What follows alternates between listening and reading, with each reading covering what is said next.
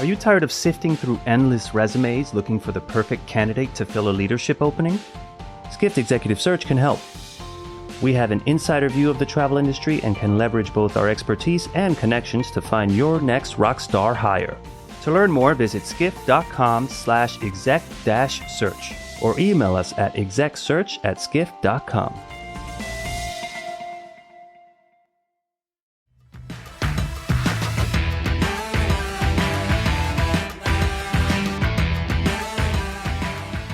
To the Skift Travel Podcast. I'm Skift's editor-in-chief, Sarah Kopit, joined by my co-host, Skift's head of research, Seth Borko. Hey, Seth. Hey, Sarah. It's great to see you. It's great to talk to you. I think it's been a while since we've done a truly co-hosted a podcast. We've had a lot of travel between the two of us. Lots of places. I know.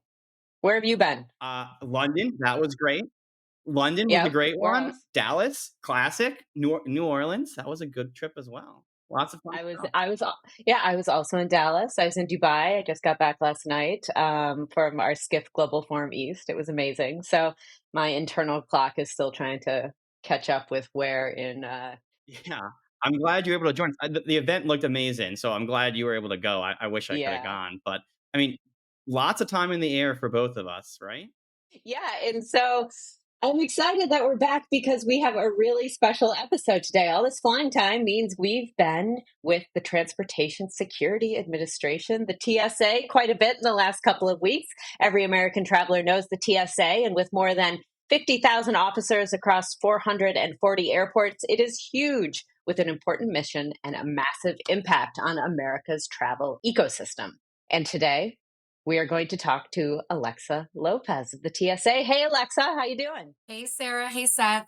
Great. Good to be here. Thanks so much for joining us. We're really excited to jump into this conversation with you. Yeah, and so we're really excited to be joined by Alexa today. She's the Strategic Communication to Public Affairs Officer at the TSA. But before we do get into that, there's a quick reminder before we get started to send any questions or comments that you might have to podcast@skift.com. We love hearing from listeners. And please don't forget to follow or subscribe to this podcast wherever you're listening or watching. And if you're enjoying the show, please rate us 5 stars or leave us a positive review so we can spread the word about all the glory of the Skift Travel Podcast. So, Alexa, we're going to talk to you because you know what? You just said it right before we started recording. It is the Super Bowl of your world this coming week, right? That's exactly right. And I was actually reminiscing a little bit, being here, for 4 years. We just had our 23rd birthday this past Tuesday. So I think it's kind of exciting to think how far we've come as an agency. And we hit that birthday, we celebrated a little bit, and then now we have to gear up and roll up our sleeves for our what we call our Super Bowl across transportation, which is holiday travel next week. I think all our American listeners know it's Thanksgiving time, and if you're listening to this at a later date, we're referring to the Thanksgiving holiday. If you are from outside the U.S., if you're one of our European or Asian listeners, the Thanksgiving is the biggest travel day of the year in the United States of America, by car, by rail, and it's even by plane. I usually drive, but I'm flying to California. I'm going to go see my sister for Thanksgiving. And last year, there were 2.9 million Americans who flew in the United States over the holiday. I think that was a record for the TSA, right, Alexa? It was a record until about July 7th. So on July 7th this year, which was, right after the July 4th holiday, we actually hit 3 million passengers. So that's pretty huge. I think in the next, 10 years or so, I think we'll be regularly screening 3 million passengers. And that includes, flight crew. It includes, all travelers that are going through our federalized, transportation security checkpoints. But I think we'll hit that number again. It looks like the Sunday after Thanksgiving, which is when most people, are starting to travel back. We're projecting a little over 3 million then. We could potentially hit that number next Wednesday. We're looking at 2.8 million next Tuesday, and then 2.9, a little over 2.9 on Wednesday. But I do think I think some of the trends are changing a bit because people are flexible on when they can telework and when, flights can be expensive on that Sunday after Thanksgiving. So they're a little flexible on traveling back on the Monday or Tuesday. So those days are actually going to be above 2.5, and I think a little busier as well. Yeah, that's what I was just going to ask. What do you think is driving these trends? I do a lot of kind of TV hits across this period for all the major holidays, talking about travel trends, and I always talk about the TSA numbers and what you guys are projecting. And I think every major holiday for the last year, it's been like, I'm gonna set a new record, gonna set a new record, gonna set a new. I mean, it just keeps on going. Like, when is it going to stop? So what I completely agree 1,000% about telework. I mean, we work remotely at Skift, and so it's something that I think Seth and I both take advantage of a lot when it's coming around our travel trips. Yeah. Live the brand, like you can take your laptop and work from grandma's house or wherever you may be eating your turkey. What else? What else, Alexa? What else is causing all this? Well, I think, year over year, I mean, we came out of the pandemic where we were screening record low number of passengers. And I think each year since the pandemic, it's that like kind of pent up wanting to travel, haven't been anywhere. But we're also seeing people who have never really traveled before. So we're seeing new travelers coming to the checkpoint, which means they're likely keeping things in their bags that they should not be bringing through security, even if it's by accident. But I think, people are just interested in exploring the world more. We're seeing more international travel. I also think we're making it easier for travelers as they go through security, which is not something that you might have thought, years and years ago, but we're trying to make the wait times quicker. I think we're doing a pretty good job of that. But I think it's kind of a mix of wanting to, officially kind of come back to travel, not worried about pandemic anymore, more business travel, more conferences are kind of starting back up again. And so I think it's a mix of that leisure and business travel, that pent up demand. So I gotta ask this because you said some new travelers, some people have stuff in their backpacks. I mean, how many gallons of gravy is the TSA gonna get this holiday season? Is there gonna be a lot? That is actually something pretty interesting. I would love to see if we could. I don't know who would do this because we've got our officers are very focused on making sure there are no threat items. But if maybe we could have somebody that can measure, oh, here's 3.4 ounces of gravy, add that to another 3.4 ounces of gravy. But I kind of like that science experiment. Yeah, I think the officers have higher priorities than keeping track. But I imagine like a fancy business traveler, one of those 3.4 ounces just filled with grandma's gravy going through security. Like yep, a tiny little inch of gravy. But you can bring a raw turkey. Is that So true? we've seen it before. We've definitely, yeah, people think, my state has better turkey than where I'm going to grandma's house. So I'm going to just bring this entire raw turkey. Now, I will say a couple of years ago, somebody did try to hide a firearm Stop it. in a turkey. Nope, totally. I can send you that photo on our Instagram right after this, but we will catch that. So you can try to be discreet with, hiding weapons, but our officers, our technology will always catch that. So if you bring a turkey, please don't hide any prohibited items in there. I know that this version of the podcast here, we're not doing video this week. It's only audio, but you should see Seth and I's faces, mostly mine, because as a very quasi bad vegetarian, the thought of a raw turkey, and then the thought of putting a gun in a raw turkey. I mean, Lordy, Yeah. it's too much. But Alexa, when we were talking a couple of weeks ago, I'm from Michigan. I talk about it a lot. I was telling you that there was something weird that it was a big deal in Michigan, or something about what you could and couldn't bring through the TSA. And I researched it and I found it, and it is fudge. Up in Traverse City, Michigan, it's huge for fudge. And fudge is, you cannot bring it on your carry-on. You must check it.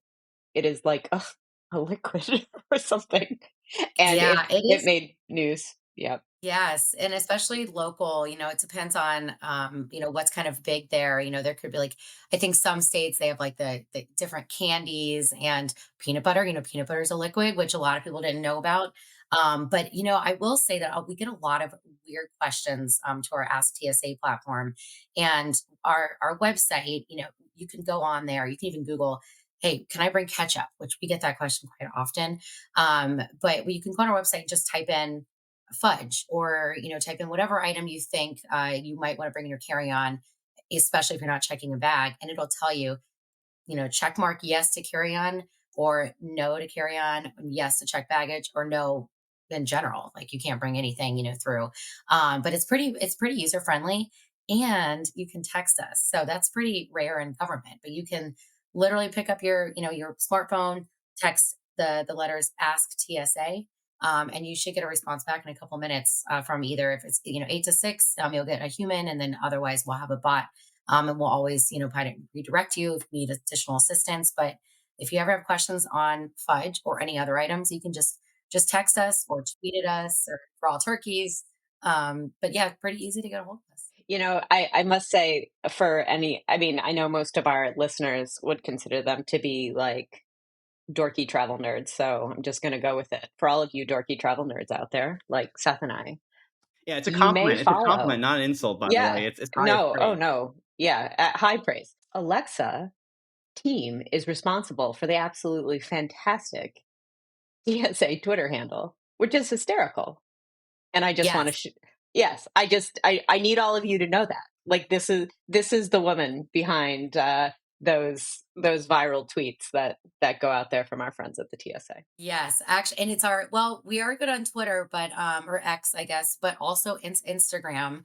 And one thing that people don't know about is Threads. So you should definitely follow us on Threads. We have a ton of followers on there, and it's unhinged in the best way.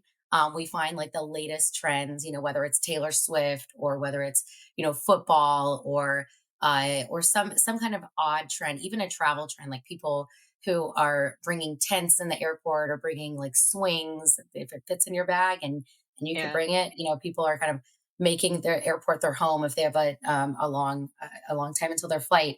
But if you follow us on Threads, you can see that we're kind of making fun of ourselves a little bit. You kind of have to Yeah. do that to meet people where they're at. But yeah, definitely Instagram. We've got some reels on there. I think we just hit this year 1.4 million followers. So we're not quite where the parks are.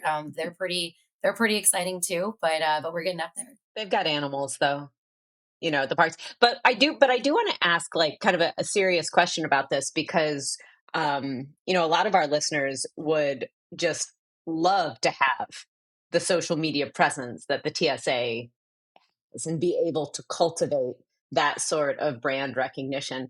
What, like, you just don't think that the TSA would be like the agency or, company entity that would be having one of these absolutely, swoon worthy social media.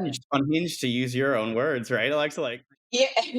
Yeah. Unhinged in the best Yeah. way. Yes. So, how did you even think to like build this like essentially this amazing brand around the TSA? So, and I do not want to take all the credit because the team is so good at what they do. I often think, wow, they can just tell me what to do because they know the latest and greatest. I thought I knew every trend out there, but we've got a lot of like Gen Z. We've got some people on the social media team that worked in airports before, so they know the types of items that are out there that we could do something fun with and use the latest trend to portray what people are trying to bring, and then turn that into a travel tip. But they do spend a lot of time on just creating one Instagram post because when we get an image in, like say we had the gun and the turkey a couple of years ago, some of that information that we get in could be like SSI, like yeah. secret sensitive security Yeah. information. So they have to, try to get all of that, the PII off of these images to be able to do an Instagram post. And then they whiteboard it. So they think, oh, Yeah. what trend can we tie this to? And they whiteboard some different ideas, like, travel tips and dad jokes. We were very sarcastic and how we're, talking about some of the latest trends. And then turning it into a travel tip. But I think it's really important. Transportation security is very serious. And so because it's so serious, we really want to make sure that people know and are prepared before they get to the checkpoint so that they don't have to voluntarily abandon an item or they don't accidentally have a weapon, which is a safety hazard at the checkpoint. But if you create bland posts and just give information and maybe just post an image of whatever, like just a gun, that's not going to really get a lot of attraction. It's not going to get followers. It's not going to get engagement. So we have to, see what are people like TikTok, like how are people talking about something that they're trying to get out to the world? And that's why we think it's really important to, create this brand, make fun of ourselves, to meet people where they're at. and I just want to ask you, culturally, because I guess I'm kind of asking a similar, just asking to dig a little deeper, because I think there's a lot of brands out there, not just in government, who would say like we're too serious, like we can't have a quirky social media, it will devalue our brand. And you literally have the safety of millions of people in your hands. You're a government agency, and you're out there kind of joking around on it on social media. Like, was that a cult? Like, how did you convince? You sell it? Yeah, yeah, How'd yeah. you get your bosses to say okay? So it all started, I want to say, I think it started almost, gosh, like a decade ago when blogs were really in. We had this person on staff, and unfortunately he passed away, but he called himself Blogger Bob. And so we would do kind of, Valentine's Day, like interesting items people bring around Valentine's Day to the checkpoint. And we kind of started doing this little travel blog. And all of the leadership, the administrator at the time, just leaned in on it because, like, wait, you guys are making a difference because we've seen less of these prohibited items come through with the way that you all are talking about it. And then once Instagram came, to be the most popular platform, we turned that blog, as blogs started to kind of die down a little bit, into, enhancing our presence on Instagram. And not everything. We all know that social media is not like a one size fits all approach. So oftentimes, there are agencies or even companies that say, oh, let's get this information out. Let's put it on all of our platforms, Facebook, X, Instagram, LinkedIn, whatever it might be. But it's actually not good to do that. We think, prohibited items, travel tips, and, dogs, animals, like canines, those are the best for Instagram. Whereas recruitment, getting some information out, like a press release we're releasing, getting some stats out there on how workforce morale is doing. That's better for LinkedIn. X is also better for photos of engagements the administrators doing, and that's kind of what we believe is not having this one size fits all approach. And I do have to give credit to the TSA Administrator Burkowski.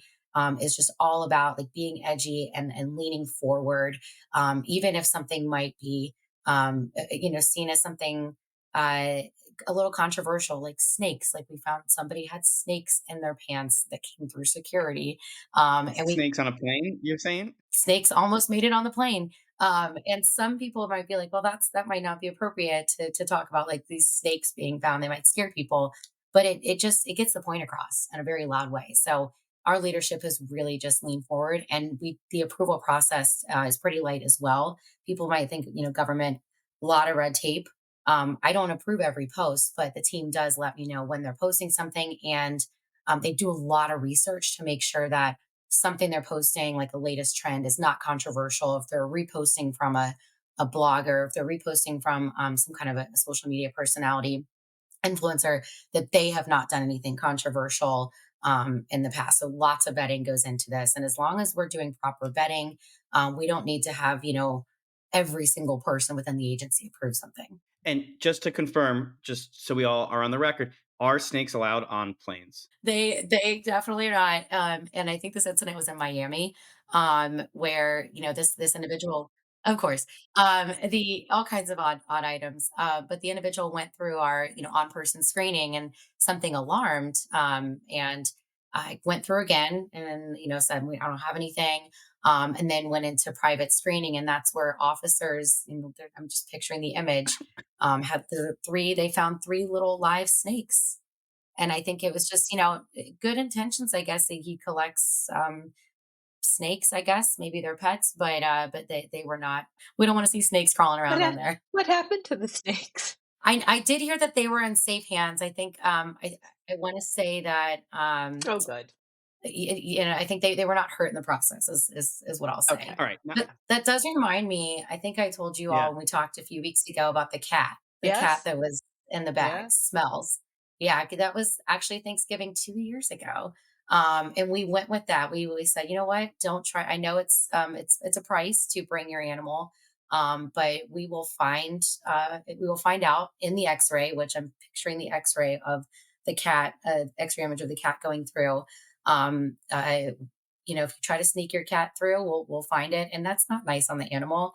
But really, what happened there is this cat is pretty mischievous, and just accidentally he kind of crawled in this person's bag underneath all the clothes. The individual closed the bag, closed the suitcase, and went to the airport not knowing his cat was in there. And I went through checked baggage. So this is actually in the checked bag as well. And then Oh, Oh the no. officer caught a little yeah. piece of fur, kind of, coming out of the suitcase. And then when the bag went through, it was literally like an image of a cat. And so the person did not on purpose put the cat in there. He just climbed through, and it was actually going on international travel.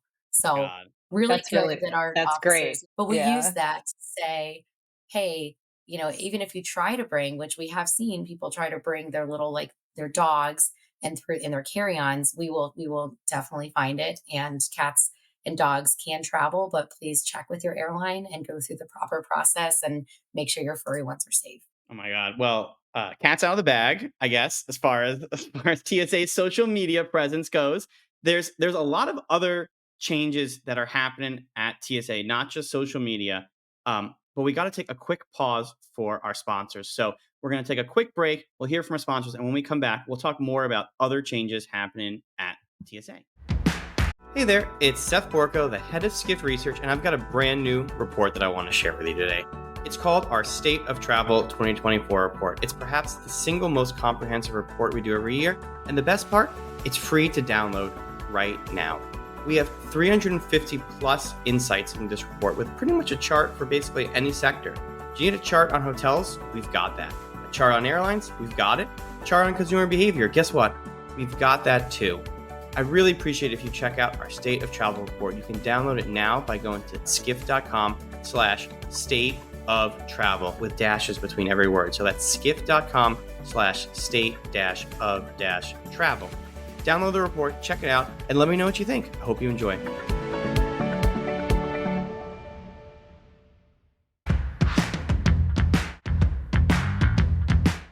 Welcome back to the Skift Travel Podcast with Sarah and Seth. We are joined by the TSA's Head of Public Affairs, Alexa Lopez. And if you're just joining us, we've been discussing lots of stuff happening at the TSA. It's going to be a record Thanksgiving. We were talking about their social media changes happening at the TSA, and how the TSA is meeting people where they are today. And I wanted to pick up on this thread, Alexa, and do ask you about, like, one of the things you actually said earlier about streamlining faster check-ins. I will say, and I don't take this the wrong way, I in the early 2000s and 2010s when I was flying, I did not have the best impression of the TSA. It feels to me like the TSA has become a lot friendlier. The experience is more streamlined. The officers have a lot more pep in their step when I fly these days.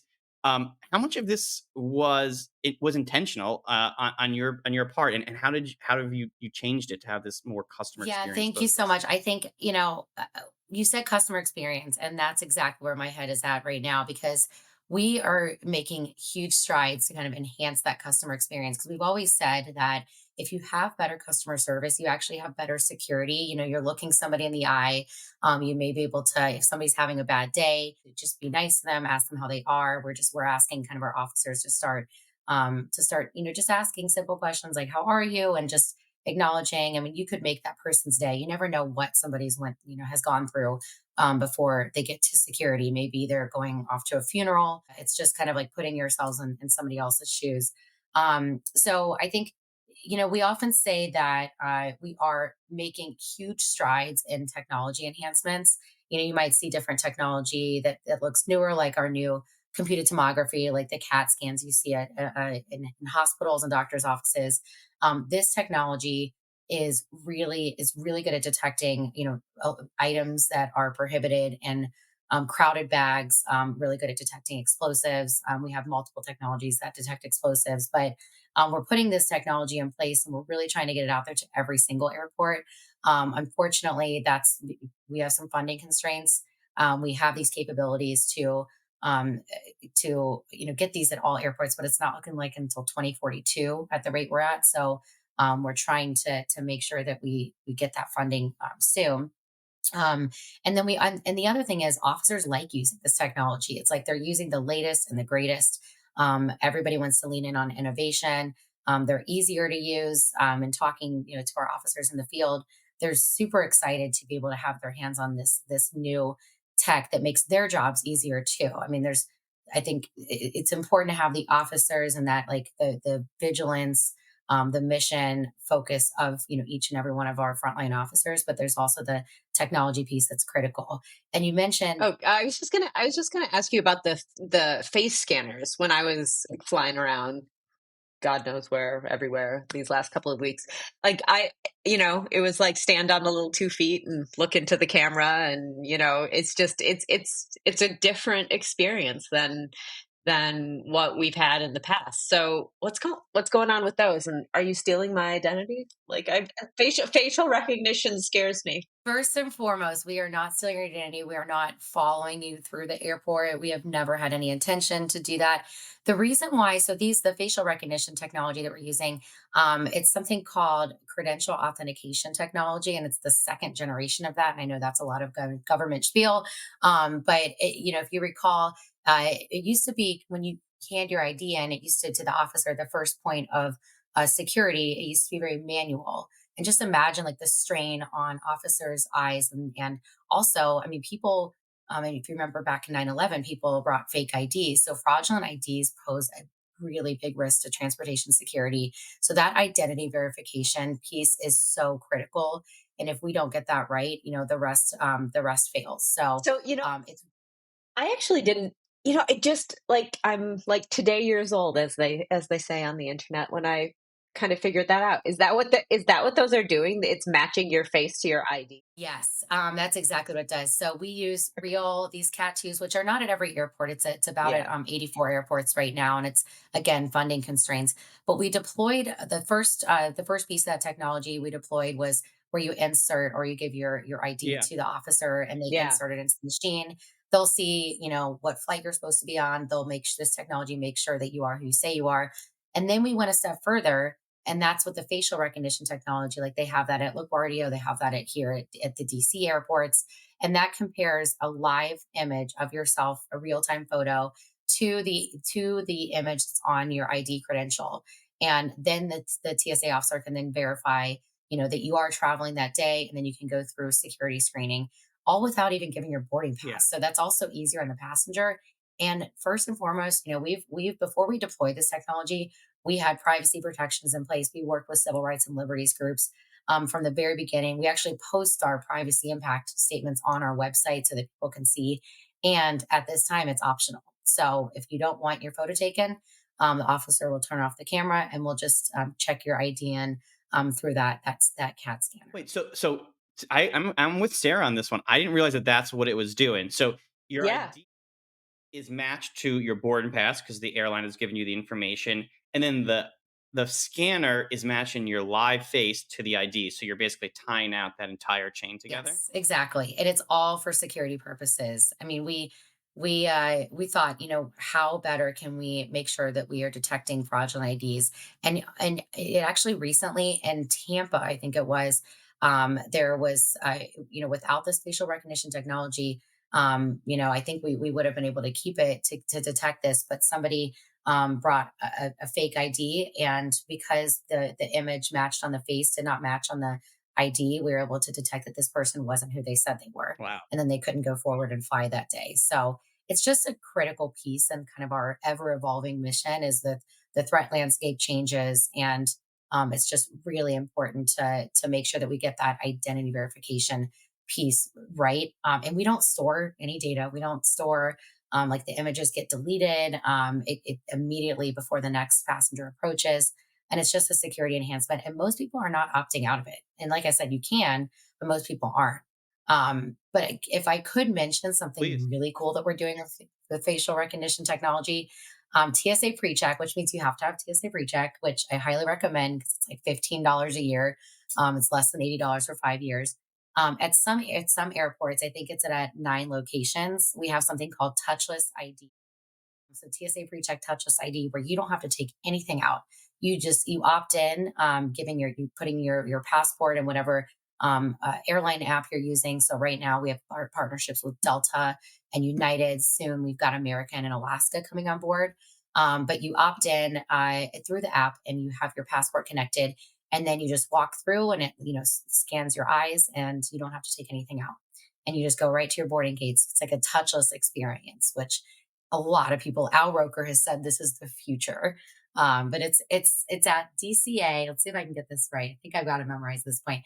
DCA, so Washington Reagan Airport, Atlanta Airport, Dallas Fort Worth, LAX, LaGuardia, O'Hare, Salt Lake City, and Newark. So any of those I airports, if you've got TSA pre-check, I think I experienced you it at can use this. Newark, if I'm not mistaken. I think I was going through Newark pre-check, and it was just like, yeah, good to go. And actually, it was, if I'm not mistaken, I think it might have actually been causing a backup because people thought they had to stop, and the officer was like, no, no, no, you don't understand. Please continue. Like, it's something like that. Maybe I'm wrong. I don't know. It's like now. I mean, now everybody does it, but remember when you didn't have to stop at first for the tolls, Oh like on yeah, the yeah, yeah. streets, and like Oh yeah, there are big signs that are like, "Do not stop, keep going." that's right. That's a good way to compare the two. Yeah. People were I shocked. saw something. I saw something very cool at. I think it was LaGuardia. On my travels, it was I believe it was an Amazon store, and it was walk in, walk out. No, that was the first time I've ever seen that where you don't have to. It's attached to your credit card, and you don't have to pay for.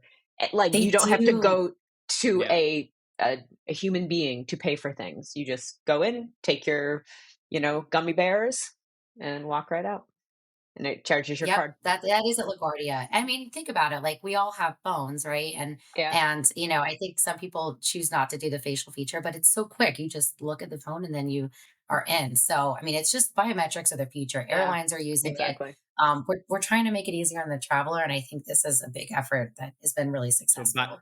by the So time we finally get real ID in the year 2100, we'll have moved beyond physical IDs, anyways. Real ID is coming. We are not extending the deadline. It is actually happening. Enforcement will start on May 7th, 2025.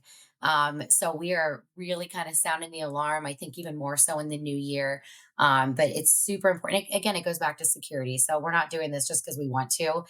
This was something, gosh, it's been a long time since we've been saying like real ID deadline is coming, but it's for security purposes. Real ID is the most secure form of ID, and we don't want to have to turn anybody away from the checkpoint. So, super important reminder to everybody listening that you must have a real ID to fly. If you don't have, if it doesn't have a star, you won't go far.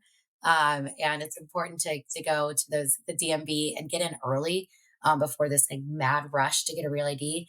I will say though, there are going to be people that do not get a real ID, but you can have a passport. So there are a number of acceptable forms of ID if you do not have a real ID.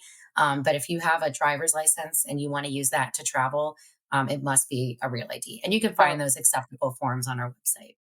So Alexa, it's always going to be great to have you back on the pod, but we'll definitely be having you back. What May, like, let's say, shall we say May 17th, Seth? Let's make sure Yeah. let's keep Alexa honest on this one. Keep Let's that let's promise. let's Yep. yeah, let's see where we are. I have another very kind of question that has just been like taking up space in my head. Do we still have air marshals on airplanes? I haven't heard anything about an air marshal. It's like We a do.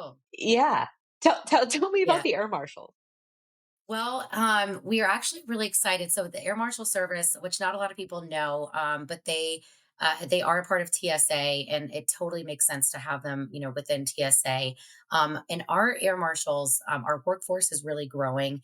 We they have that critical in-flight security mission that will never stop. We're always going to have. We always know what planes our air marshals are on, why they need to be on, when they're on them, and we've had our recruitment numbers for them are kind of out the door right now, but they're absolutely on board, and they also perform a critical mission on the ground as well. So we have started to have air marshals in the airports themselves. We do have teams that help, when you're going on Amtrak, so on surface transportation. That's all part of our law enforcement arm and air marshal arm of the agency. And they do, we can't, you don't know when an air marshal is on the plane, as they, that's kind of intended to be that way. But when our air marshals are on a plane and say there's like FBI or other law enforcement, they do need to kind of notify each other when they're on the plane, which I think is really interesting. And then they also obviously notify the pilot and flight crew. But whenever there's somebody, flying armed, air marshal, FBI, et cetera, they do all kind of coordinate and let each other know right when they get on the plane. And I'm glad.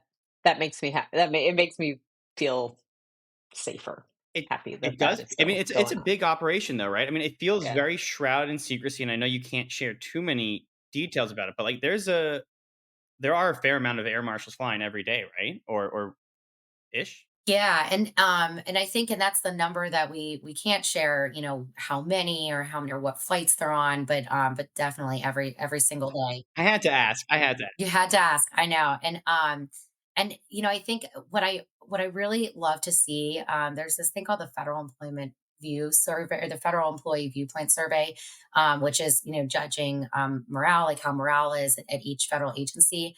We just got those results in, and like 70% of our federal air marshals engaged, and morale has gone up by so much. So, like in 2024. Actually, I think it was 75% of the Federal Air Marshal Law Enforcement Service that participated in the survey, and job satisfaction went from 53% in 2022 to 78 employee satisfaction. And I mean, I think that is That's incredible. extraordinary. So Yeah. Yeah. it really is. I mean, they have an important job. There are definitely, risks to take. And I think this goes back to one of your questions you had earlier is you're saying like friendly officers, things just seem to be a little bit better when you're going through security. And I just have to give a nod to Congress and President Biden. Just a couple of years ago, which, and the administrator, he has been really touting our workforce and trying to get our workforce better pay. And it's not just better pay, but it's fair pay. So for so long, just because we weren't created under, typical how typical federal agencies are created, we were created after 9/11 out of an emergency. So for 20 years, our people have been getting paid about 20% less than the rest of the federal workforce.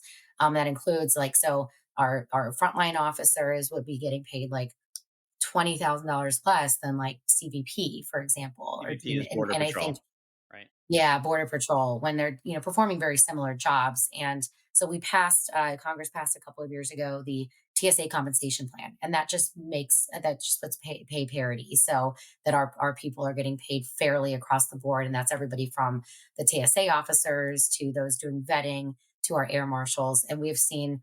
A drop in attrition used to be over 20%, and this year it's at 7%, which is on par with the rest of federal government. And that's just to get people to be paid what they should I had be. no idea about any of that, and it's just so the labyrinthine, I guess, of Congress and Yeah. appropriations, and it's. I mean, it makes sense. And it's fascinating, and to me, it explains a lot of it too. Where it's like, oh, why would you have a grumpy TSA officer? Well, they're high attrition, new hire, and they're getting paid less than a border patrol person doing the same job. So it makes total sense that that would also be a huge morale boost too. Yeah, exactly. Alexa, I think we're coming to the end of the podcast.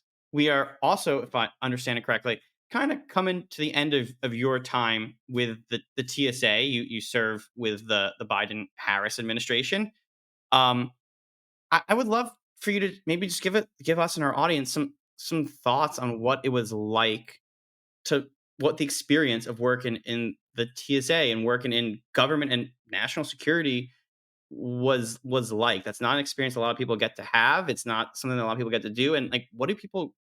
What? How did you like that? And what do you think? Also, what do you think people get wrong about these kind of roles and jobs? Yeah, it's honestly been an honor. I started day one of the Biden Harris administration, and you never know when you start a new job how long you'll be there. And typically the narrative is okay if you're a political appointee at one of these federal agencies, you're usually there for like 2 years. This administration has seen a lot of continuity and a lot of appointees, staying on board. And I think it's just because we are also mission focused, and I know that's a phrase that gets thrown around a bit, but it is true. I mean, I remember where I was on 9/11 and why TSA was created, and a lot of our workforce are young and people who were not even alive on 9/11, but they know how critical this mission is and how much we prevent from getting through security every single day. And I think what people I think I wake up every day, and I was just telling somebody this earlier today when, the question, what are you doing next, comes up, and my ears are ringing. That's the question everybody's asking, right? I wake up every day just not knowing what the day is going to have in store other than what's on the calendar. And I just get so excited to work with my team who works every day to promote our people, promote our operations, make sure the media is getting it right, work with reporters, tell our story, um, tell the story of our people internally, get the word out to our people. And I guess it's nonstop, right? It's not an 8 to 5 job. But I don't mind that because of the critical, important national security work we're doing at TSA, but at the greater, right, at DHS in general, the Biden Harris administration. We've made strides in cybersecurity resilience over the last 4 years, ever since that Colonial Pipeline cybersecurity attack. So we have a great story to tell there, which a lot of people don't know that TSA also, has cybersecurity measures in place with industry, on both aviation sides and on surface. But it's just been so fun. It's hard to leave a job that you love so much. The people, my team, the administrator, and the rest of leadership. And we have a lot of fun with it too. I mean, we're doing a really important mission. So we always are fighting back that security theater, inaccurate description of what TSA is, because there's a lot people don't know that people do try to bring through, that we're not letting through. Well, thank you so much, Alexa Lopez, for joining us today. That was fascinating, and we can't wait to hear or learn what is next for you. And I want to say thank you to all of our listeners here. Again, if you've got any questions, please send us an email at podcast@skift.com. And with that, we will say goodbye. Thanks so much for joining, Alexa. Thank you so much, Sarah, Seth. Thank you. Thank you. Thanks, everybody. Bye. Have a good one. Thank you for listening to the Skift Travel Podcast. Wherever you're listening, please make sure to subscribe. If you like what you're hearing, rate us 5 stars or leave us a positive review. It really helps get the word out about us, our podcast, and make sure that we can still continue to bring it to you free of charge every week. If you're watching on YouTube, be sure to like and subscribe. And don't forget to hit that notification bell as well. That way you'll know every time we have a new episode.